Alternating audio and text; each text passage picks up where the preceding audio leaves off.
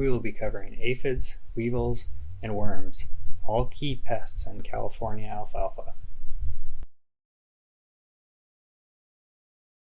Summer worms, including western yellow-striped and beet armyworms and alfalfa caterpillars, can be significant pests of alfalfa. Armyworms are larvae of moths, while alfalfa caterpillars are larvae of these pretty yellow and white butterflies that we see flying around alfalfa fields. While adults are harmless, the larvae can be highly damaging as they feed on plants, leaving behind tattered foliage that results in significant yield and quality losses. Monitor fields for summer worms with a sweep net by taking 5 sweeps in each of 4 different areas of the field and averaging the summer worm counts. Look for natural enemy activity by pulling apart caterpillars and checking for parasitoid wasp larvae, such as the one shown in the red circle. These larvae come from adult parasitoid wasps on the lower right that sting and lay eggs inside caterpillar hosts. When there's an average of 10 or more worms per sweep and the population is increasing with no parasitized worms, it's time to control them. To control summer worms, one can cut fields to avoid worm damage or control them with insecticides.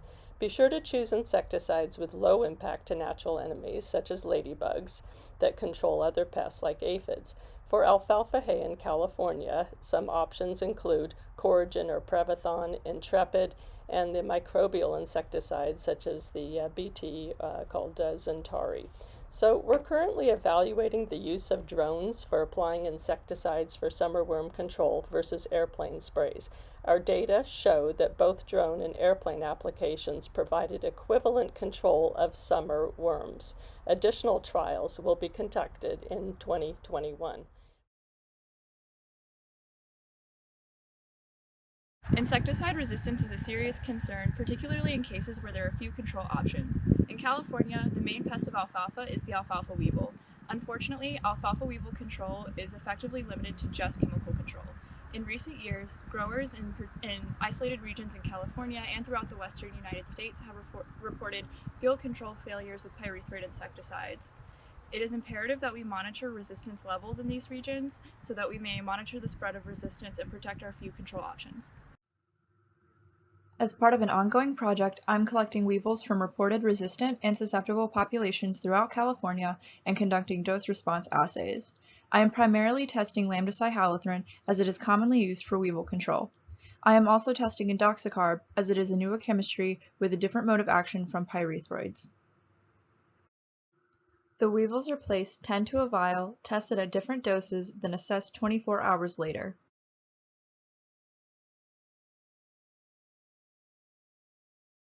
By comparing dose with the number of weevils killed, I can generate a curve that shows how resistant that population is. Testing populations all across the state will help tailor resistance management advice to the needs of that region. Areas of concern identified are in the Palo Verde Valley, the Los Banos area, and in Scott Valley. Weevils in these regions have shown resistance to lambda-cyhalothrin. So far, the other regions tested have still shown susceptibility. There is still more work to be done and more tests to be done with indoxacarb. If you are interested in being a part of this project, please contact myself or Ian Grettenberger. Factoring natural enemies into a pest management plan is a key component of IPM and alfalfa. First, it lets us take advantage of natural pest control, reducing the need for insecticide applications. Plus, it helps prevent secondary pest outbreaks or the resurgence of the pest that we're actually trying to manage. This is especially true for aphids in alfalfa, including blue alfalfa aphid. Aphids reproduce very fast, which can lead to rapidly exploding populations. Luckily, aphids have many natural enemies, such as this damsel bug, lady beetle, and parasitoid in this aphid mummy. In this study, we present data from a 2015 aphid trial at the Intermountain Research and Extension Center. A variety of broad-spectrum insecticides were tested, along with some newer, more selective materials. Aphids and natural enemies were assessed at 3, 7, and 14 days. Here we have percent controlled blue alfalfa aphid. We have a number of broad-spectrum materials and some selective materials. After 3 days, we see a range of percent control. After 7 days, one of the broad-spectrum materials has started to fall off. At 14 days, the selective materials are still getting very good control, while these broad-spectrum materials are performing extremely poorly, actually off the scale shown here. So what's the story? It's with the natural enemies, like these lady beetle larvae. Lady beetle abundance is shown here.